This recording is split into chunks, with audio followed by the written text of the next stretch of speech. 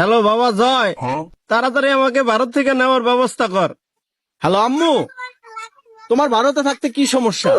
কে তুই জানোস না কালকে 15ই আগস্ট ভারতে বিজয় দিবস?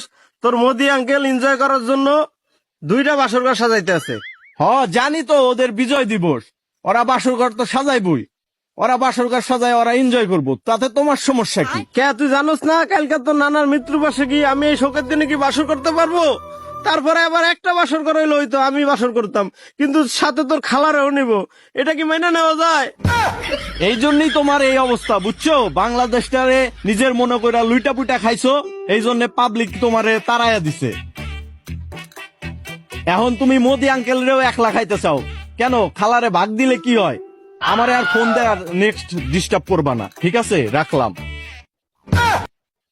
এলিগেই পাকিস্তানিরা কইছে আরেক নরমুদ পয়দা হুয়া, আসলে পাকিস্তানিরা ঠিকই কইছে।